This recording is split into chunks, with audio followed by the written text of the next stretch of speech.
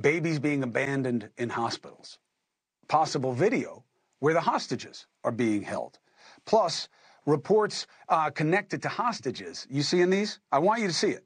I want you to see the pictures. Don't look away. Don't blur any of the faces. We're going to put it in context with somebody and see if this is what we're looking at. But don't make it easy on yourself, because this is the cost of war. And you got to know this, all right? Don't hide from uncomfortable facts, inconvenient facts. Now, is it true that among the little babies that we're worried about is a 3-year-old toddler, an American, orphaned on the October 7th massacre, and is now being held by Hamas? Let's try to get some answers. Joining us now is Israeli government spokesman Eylon Levy. Thank you very much for joining us, sir. Good evening, Chris. What can you tell us first about the hostages and any understanding as to where they're being held and any state of play about potential negotiations for an exchange? Israeli society is, of course, sick with worry for the fate of the approximately 240 hostages who were abducted on October 7th. You know, among them are 30 children, 10 toddlers under the age of 5. There's a 10-month-old baby in there. When he was abducted, we said he was 9 months. Now he's 10 months.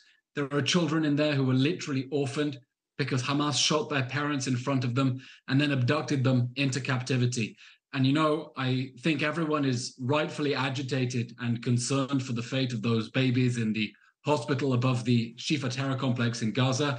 And we wish that the international community and world media were just as agitated for the fate of the Israeli babies who are being held hostage by Hamas right now. Of course, we have some intelligence about them. I'm not going to divulge that on TV, and we're doing everything we can to bring them home safe. That is a central priority of this war. Are we any closer today than we were last week to an exchange of getting those babies home? We are closer than we were before we began this ground operation. Standing on the sidelines was never an option. The only thing that would ever give us hope of bringing our hostages home is unrelenting pressure on Hamas. And that is what we are doing. We have encircled Gaza City. We are advancing on its strongholds underneath the hospitals. We're putting pressure on Hamas. We're calling on the whole world to up the diplomatic pressure on Hamas and its supporters to release our hostages. And we're demanding that Hamas let go of them and let them come home immediately and unconditionally. You know, one of the books over your shoulder is Ally by Michael Oren. And I've read it and many others. And there is a case to be made that Israel has a right to self-defense. And that right to self-defense was obviously triggered by October 7th. I don't know by what standard it wouldn't have been. But now it becomes about duration and degree.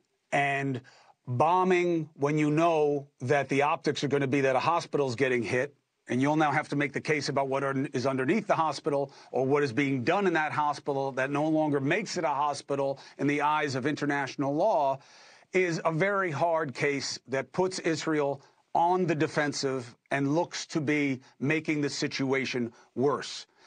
How do you balance the optics and the exigencies in terms of getting back hostages, keeping Israel safe, and not creating undue suffering among non-Hamas Palestinians?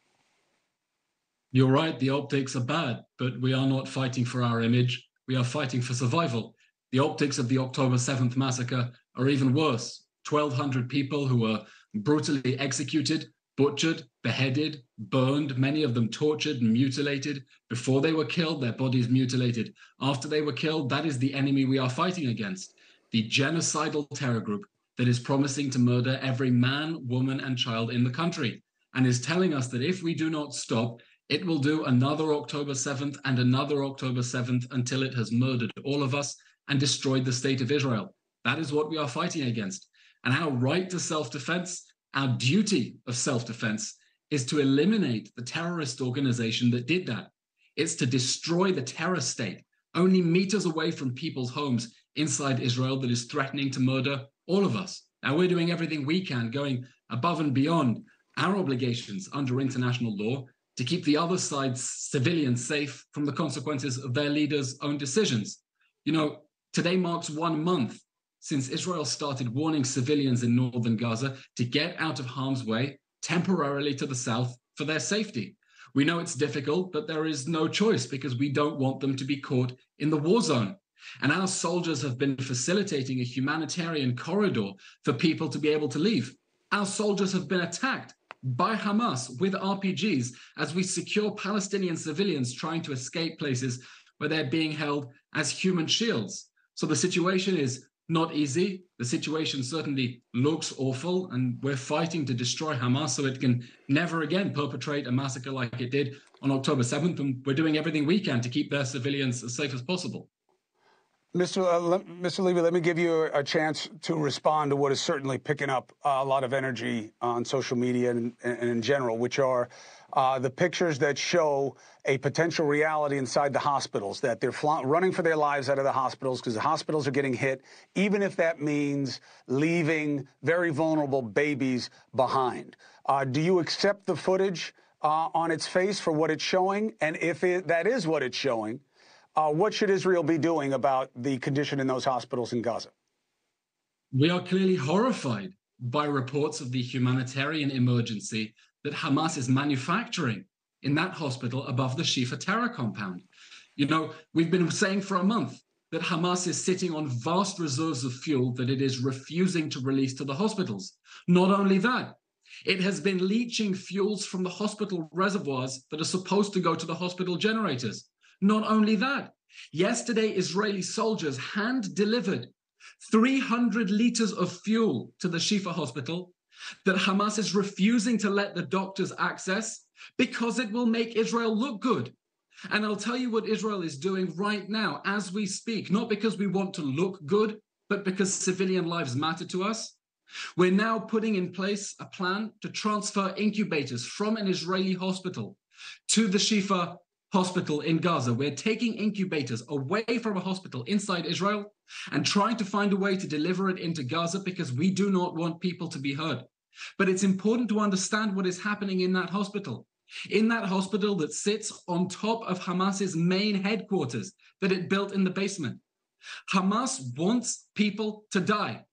Hamas leaders are open that their plan is to martyr, to sacrifice the people of Gaza on the altar of their goal of jihad, of a religious war against Israel. And we won't let them do that. We're doing everything we can to keep civilians safe. We're urging an evacuation of that hospital. We want to get them to safer places because we are going after the monsters who perpetrated the October 7th massacre. We're doing it to protect our people, and we're doing everything we can to protect their people from the reckless danger that their terrorist leaders have put them in. Mr. Levy, thank you very much for answering the questions. I know some of them are uncomfortable, but that's the nature of the situation. There's discomfort on all sides. That's war. I appreciate you, and to be continued. Thank you, Chris.